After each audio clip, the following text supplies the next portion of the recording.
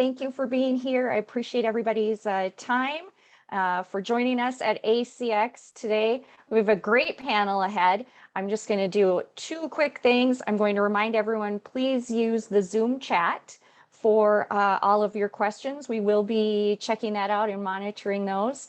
And really, secondly, for me, is to turn it over to Ted Fortezzo. I have an easy job, just handing over to him. Ted, thanks so much. CSG is a great partner of PACE, has been for a long time. We really appreciate all your support, and I'm going to hand it over to you and kind of get out of your way here. All right, sounds good, Sage. Thank you so much. I hope everybody can hear me okay. I'm very excited to have the opportunity to be here and to be able to speak with you all and to be partnered up with a couple of great panelists. It's a pleasure to be here this way.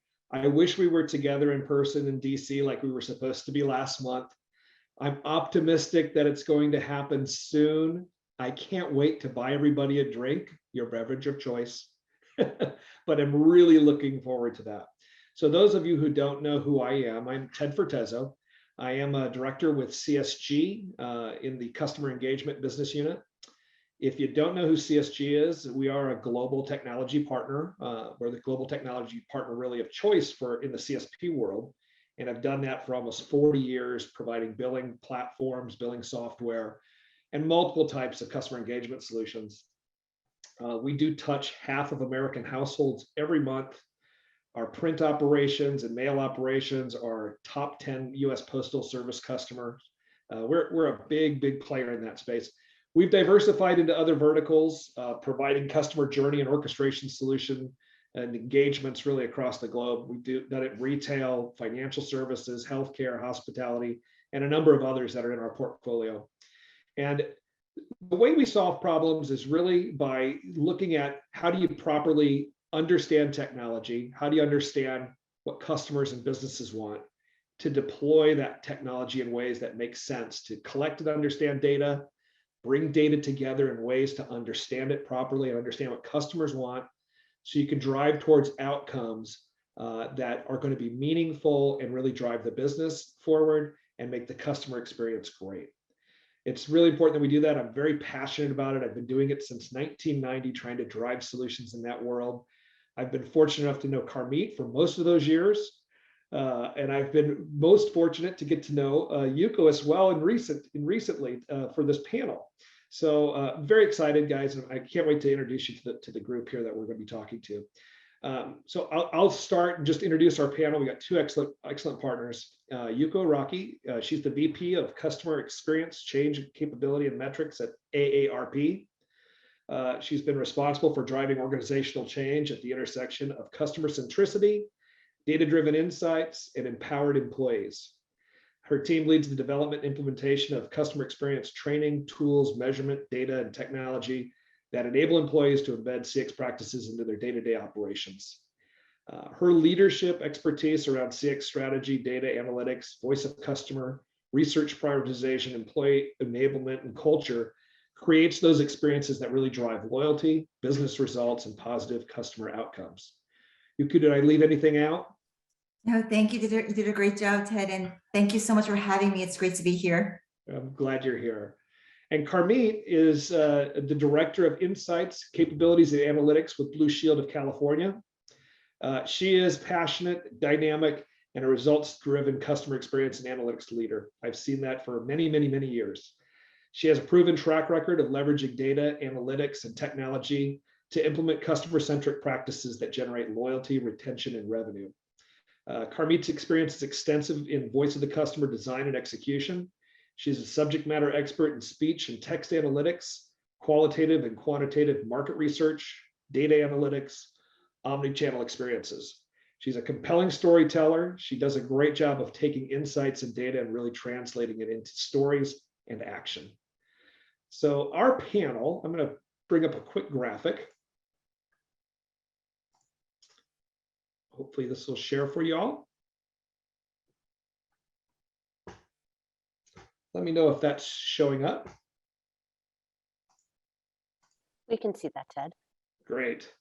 For our panel, we've been thinking about the ways that you go about building great customer journeys and really the importance of aligning data intelligence so you can gain those full views of customer needs and understanding them. How you take that data and the efforts that you put into understanding that data is going to allow you to really better understand what customers need, what they desire, and really how that correlates back with how the business actually wants to drive specific engagements, really across the life cycle. And you can see there's a myriad of macro journeys that really occur as a customer gains interest in your organization, decides to start engaging your organization, how they onboard, how they work with you, and ultimately how they process through your environment.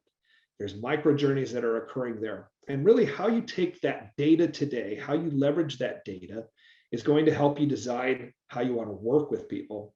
So it's really important to understand and how to collect consent, how to follow those regulations that make sense, both those regulations that come from the government, as well as your own company's regulations and processes and procedures, and to keep those engaged properly so you can set up engagements and journeys that make sense. So Yuko, I want to start with you and Art and see if you can describe, or if you wouldn't mind describing some of the ways that you're balancing giving great experiences to customers as they're coming into your organization. And if you can give some guidance into how you're thinking about bringing regulations and compliance as you're doing that. Great, thank you. Great question. And I will first start with an example of, so when people at cocktail parties or dinner parties, whenever people hear that I work at ARP, the reaction I always get is, oh my gosh, you guys send me way too much mail, please stop. So as you can hear, too much mail is one of our top customer pain points we see through our research, our voice of the customer data year over year. And it really reflects how we operated as an organization in the past. We have 38 million members. We serve the age 50 plus audience. And the way we pushed out communication and interacted with our customers, members, was in a very siloed way by pushing out information by department. For example, our membership department will push out content about membership. Then we will have our advocacy department that will push out content about advocacy. Then we might other folks who are asking for donations, and it all comes in this siloed way. So no wonder the customer at the other side is feeling like, oh my gosh, I'm getting so much mail from ARP. And that is where we decided as an organization that it was really critical to do journey orchestration, to make sure that we are sending, just like you see in this life cycle, customer life cycle, to engage with our customers in a relevant way with the right content at the right moment. And along the lines, about 2 years ago, Ted, we stood up a new way of working, journey management practice, with the end goal to orchestrate our content and give our customers what they want, when they want it, and where they want it. So that was a really different way of working together. And as part of that, we needed to make sure that our technology is aligned with our journey management strategy. And we are currently partnering with Kitewheel, powered by CSG, to learn about how we can harness the tools like Kitewheel, leveraging the journey analytics, journey visualization, you may call it like journey discovery analytics, and also journey orchestration to gain data-driven insights in a very timely manner, and also personalize those journeys, as you can see on that life cycle on this of the customers. So we are personalizing the journeys for customers based on what we learned from, based on like whether it's predictive capabilities of the tool. You also have strategy, but also to really make sure we deliver the next best experiences. It is absolutely important and also non-negotiable. We need to follow regulations. And ARP, we are a social mission-based organization, and everything we do is it's built on trust. So we are constantly thinking about what is best for the people we serve, and really balancing between giving the best possible experience to our customers while also respecting the compliance and regulations piece is critical. And a strong partnership internally and also with partners like Kitewheel, powered by CSG, with your vendors is also critical. And I'm happy to elaborate more there, but that is really something I think when we think about leveraging data in a more advanced way, the compliance piece is something we should all keep in mind as trusted brands. Yeah, that's great. And Carmine, I'm going to flip over to you for a moment. When you think about it from the Blue Shield side, if you can expand maybe on that same kind of question, what are you thinking about relative to the mission that at Blue Shield as you're thinking about journeys and regulation, and being able to bring that information together to drive great outcomes. Yeah, absolutely. Thank you, Ted. I think I probably live in a different part of the journey than Yuko. My team is primarily focused on the service experience. Blue Shield of California is immensely focused on delivering great healthcare experiences to our family and friends that our family and friends deserve. And so we're incredibly customer centric. And so my team, the Insights Capability and Analytics team, resides in the service environment, but we analyze and we learn from the service interactions as a way to influence and change the entire end-to-end journey. My team uses a very specific set of technologies. We use speech and text analytics technology, and what those essentially do is they create a database of conversations. So for our voice interactions, the solution transcribes every word and creates a database of that conversation. For our textual interactions, it does something very similar. And so these technologies allow us to create this database of conversations that we mine for insights. And then we leverage those insights to prioritize action in the end-to-end customer journey. We use those technologies to ask questions like, what is the member experience like? What is their sentiment? What is their emotion at different points of these interactions? What can we do to remove or reduce member abrasion, member frustration, low sentiment interactions? Are there opportunities to streamline these interactions? Can we implement better processes or better business rules, better technology, better people, better training to reduce the cost while at the same time improving the customer experience? Are we remaining compliant with the regulatory environment? And I suppose what necessitated this call or this email or this chat? Can we deflect to lower cost channels? Can we build better self-serve mechanisms? Can we do better communications around our self-serve mechanisms? And can we use predictive analytics to understand what our members are likely to do next and proactively provide them with the information that they're looking for? Can we leverage predictive analytics to identify early indicators of escalated cases, of low NPS, of cases that are likely to require clinical attention or clinical review, or cases with an accelerated timeline? Can we use everything that we learned from these interactions to deliver a better end-to-end customer journey? That's great.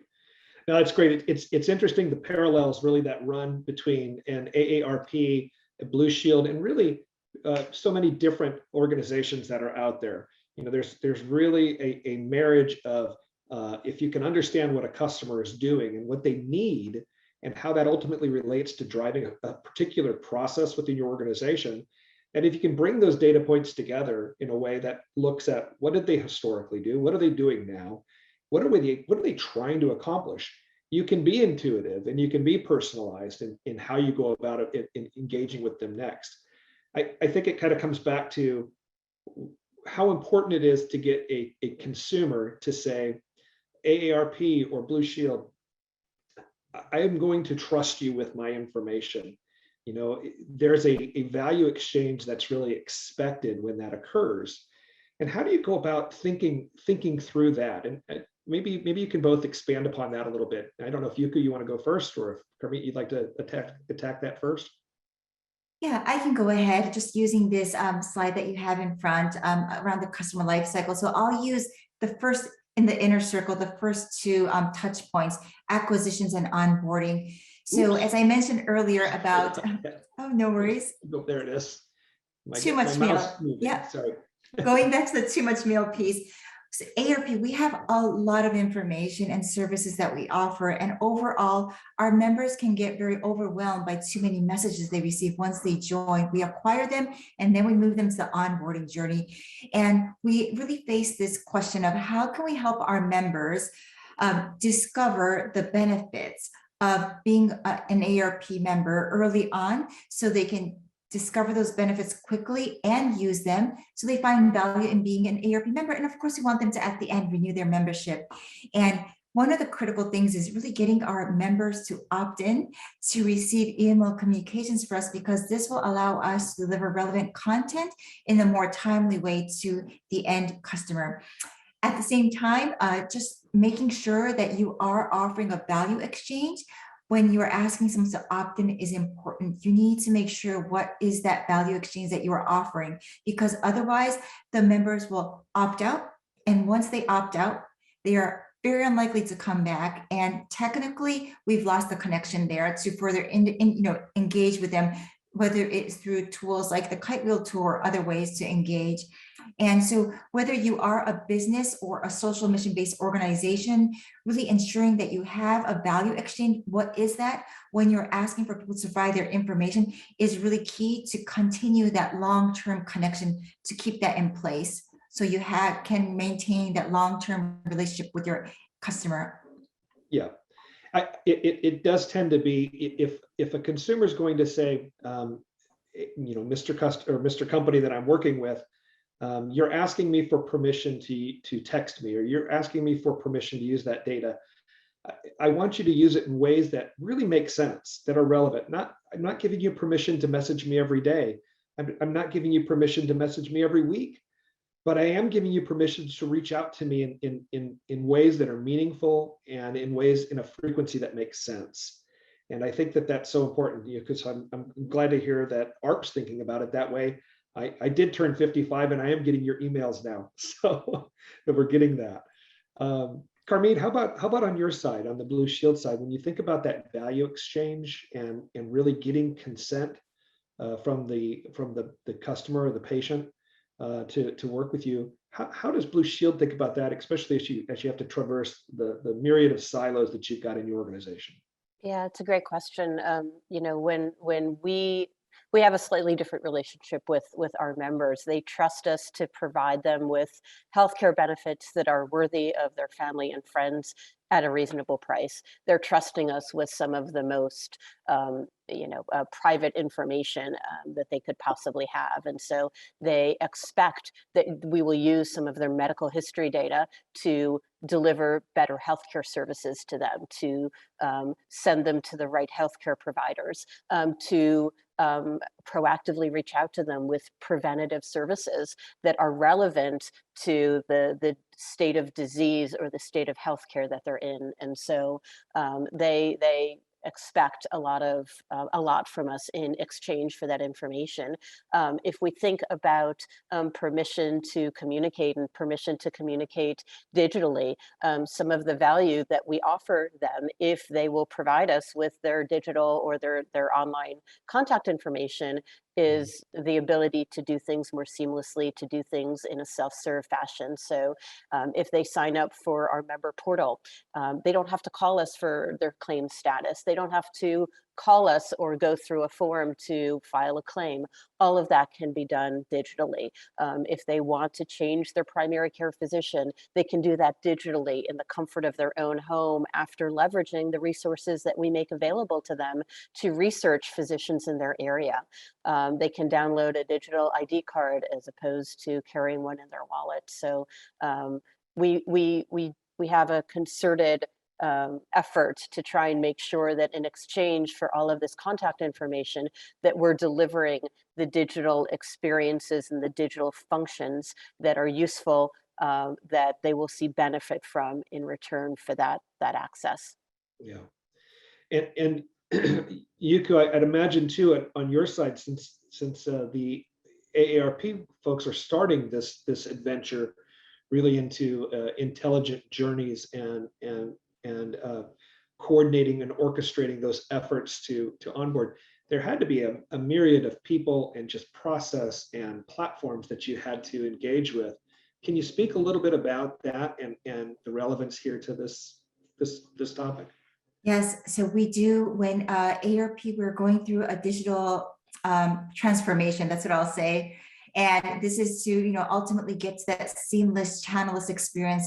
And it does take, a lot of legacy systems coming together stitching all the IDs together, and really it takes a cross enterprise effort. And we have a great team and great partners across with subject matter experts. You know, you have your data science team, you have your enterprise data team, then you have your digital marketing team, IT team, and also you need to partner with your legal team to make sure we're complying.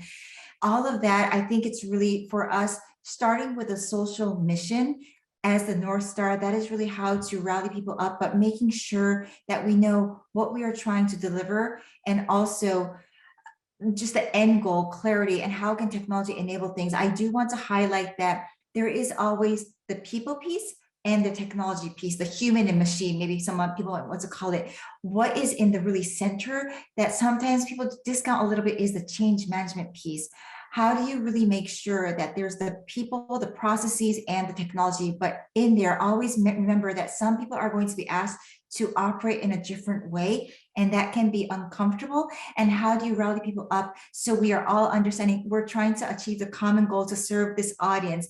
That piece is really critical. And I find that the relationship building, just having those transparent conversations and having great partners like vendors you're teaming up with are really important to help understand how each people will contribute to what we're trying to achieve for our customers. Yeah. Was there a concerted effort on your side to bring together the different people, or how did that work really with your group? Did you guys organize as you were going on this mission? Was there a tiger team, if you will, that was assembled from those various departments to lead through, or who was the champion that kind of ushered it? How did you get that started? I would say it started really with, yes, there was yes, I like the term tiger team. It is a tiger team effort with subject matter experts representing each, those who have the authority and the knowledge to make the right decision across different teams. So it's certainly a cross enterprise effort. And the way I'm coming here from the customer experience side, applying a CX lens, why it's important to offer these personalized experiences down the road in this digital environment. We need to do it in a more real-time basis. We don't want to have 2 weeks of lag, from since a customer did this, 2 weeks later, it may not be living up to customers' expectations to push out content. They might have moved on in terms of interest or needs. So just having that message, I wear the customer advocacy hat. So I am there at the table on behalf of the customer. And we also at AARP, we have a consumer commitment, which is 5 standards. We have our promise to our customers. So when we really look at that, that really aligns people in terms of how they come together in the Tiger team, but in in their respective roles of what they're bringing, whether it's you're from IT or you're from the data science side. So I think having that, hopefully every organization has a strong CX team or people who are champions who can lead CX efforts, but really knowing what is your consumer or customer commitment is really critical. And it can be a very powerful tool to lead these type of efforts. Mm-hmm. Great. Carmine, you had also mentioned on your side in our preparation for this panel, the varying amounts of product knowledge information and locations of data, and what content is right and what content is accurate today. Can you talk a little bit about that challenge? Because I'm sure most of the folks that are listening that have companies like this are probably in that same boat.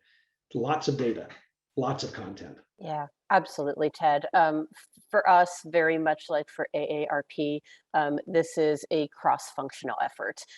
We have individuals from literally every part of the organization, including product owners, who are part of this Tiger team that is charged with delivering and designing great customer experiences. Again, my team lives in member services, in broker services, and provider services. And one of the things that became very apparent to us as we're listening to calls, as we're watching agents handle calls and chats, is that we have about 15 different places where content and knowledge might exist. So our agents have to know, where do I find the right information in order to answer this question that my member is asking me? And we have many, many parts within the organization who might at any given point be generating brand new content, internally facing content, member, provider, broker facing content, and they don't all talk, and they all don't create content with the same philosophy and the same approach and the same technology. And so the result of that is that over time, you gain more and more places where knowledge lives. And as a result, you gain more and more places where knowledge might be outdated. It might be contradictory, and that's a problem. And so one of the big things that we've initiated is a knowledge center of excellence. And part of it is implementing a knowledge management system, which will pull data out of all of these disparate locations and give our agents a single place where they need to look for content. But part of it is also a content management strategy and creating a framework by which the entire organization creates content and manages content as it goes along. And so that's been one of the key findings for us, that in order to deliver a great member experience, we also need to consider the environment in which our agents are trying to deliver that experience, and the complex environment in which they're trying to do that. Excellent. I mean, there's so much there. And you can see how sometimes when companies are trying to make this change, it looks like a process that's like boiling the ocean. That's always the analogy you always hear is how do you start when you're not when you can't just boil the ocean? So if you think about some of those key areas where if you can look back, hindsight being 2020, where do you think about telling people to start or focus if they want to go to their organization or help be a leader in the organization in this space? What would you suggest or recommend to be engaged right? I don't know who wants to go first. I can jump in. A lot of this effort for Blue Shield of California is led by our transformation team, and our transformation team really sets our priorities. Sometimes they identify high priority journeys based on the fact that they generate a lot of member abrasion or low NPS scores. Sometimes they identify a journey as being high priority based on a particular disease, because a particular disease path might generate many touch points with multiple providers, or because failure to navigate through that journey effectively results in a lot of high cost healthcare. So the transformation team within the Blue Shield organization is the one that identifies the high priority journeys, and those are the ones that we go after and we analyze and we work to re-engineer. The good news is, as we're improving those high priority journeys, a lot of what we're implementing in terms of process change and business change and technology and people and training, they impact all journeys, not just these high priority journeys that we're focusing on. And I can add to the journey prioritization. We do have a journey management steering committee. And where we are moving into is really, there's the enterprise strategy that will also guide the priority of the journeys, which ones do we choose first for those who are just starting out. But there's also the data piece as well. You want to make sure, I think what is critical is making sure the journeys you select are also going to have an impact and help the enterprise dashboards that you want to have. For example, I think every organization has enterprise dashboards that ultimately are the North Stars, whether it is 3 to 6. So just making sure what are those dashboard goals that you want to influence through the journeys. That should be a guiding principle for prioritization, of course, with the strategy, the feasibility, and these things. On the technology side that can help enable the journeys, we do have a digital business transformation leadership, and really that leadership buy-in and support is really critical as we roll out new MarTech capabilities. They are the ones who really send the message. They make sure that all the there's so many MarTech tools out there in the market, right, that we want to make sure that they all fit in within our, for example, for ARP, our ecosystem of current and future technologies, and how will they enable the journey. So I think it's just from the technology side, but also the journey selection side, just having that prioritization and also leadership buy-in is really critical. And we definitely rely on, of course, the engagement data, but also consumer perception data, whether that is from surveys, contact center verbatim, or VOC, for example, email verbatim, those right things. And we also have, of course, the very sophisticated, our data science teams, they create those predictive models that will help us understand which engagements might drive to a certain desired outcome that we want. I love that. I think it really flows into the next thought that I had while you were talking, was as you're trying to prioritize and be predictive about what's going to happen and what you want to do next. Like I said, I think this is a lot, it's a big process for people, and trying to sort out, what do I do next? Where's the right place to put my resources is really a measure of trying to determine where the best value is going to come from. And how are you measuring that value? So can you talk just a little bit more about, have you actually put models in place to quantify the values, or are you looking at it from an experience with and connecting the dots to say the value is going to come through repeat business, longevity? Can you just share a little bit more about how you go about that part of it? Sure. I will talk it broader around. I've seen different ways of prioritizing. Many are based on, of course, data, but there's also a strategy place as well. So one example could be, if I will say this, so there can be smaller journeys and there can be larger journeys or mid-size. Regardless of the journey, it typically takes about the same number of people, the same number of hours of meetings to get things accomplished. So what we realized is we probably need to set some parameters in order to, let's say, membership growth, a healthy membership growth, or improving a social engagement by a certain number. There is a certain percentage lift that we want to accomplish. In order to do that, based on how many, like how large does this journey need to be in terms of like the people that we touch, the audience that we engage in the test, those are some parameters. So that might filter out some journeys that might be a little too small, that may not have a large impact around the people we can touch and positively impact. So I think those are one things, but you might have other tests where you might have a much larger pool of people you can impact, but the lift of social impact engagement might be smaller, but still you touch, there's that scalability piece too. So I think there are different ways, and a lot of it is based on past historic data. So I'm seeing that as sort of like the size of the audience of the journey and the potential lift that you might get, which is typically built on those predictive models based on historic past data. That's great. Thanks, Yuko. Carmit, what about on your side? Since it's further down the chain, you're in the servicing side and such. I'd imagine it's more about, and healthcare is going to have a little bit different models about what's going to drive those success. Can you talk a little bit, just expand that for the audience that's listening in that area? Absolutely. I think for us, it's a combination of the number of members that are impacted by that journey. So the number of members who will travel down the diabetes journey, as opposed to the number of members who will go down a claims journey. It has to do with a number of members that we will impact, and then a combination of some of the high level executive KPIs that we manage to. So for us, Net Promoter Score is really, really important. And we know where our Net Promoter Score is month to month, line of business by line of business. And so it's a combination of members impacted and the Net Promoter Score improvement that the predictive models indicate we can generate. And sometimes it also has a cost containment element. The fact is that some disease journeys are far more costly.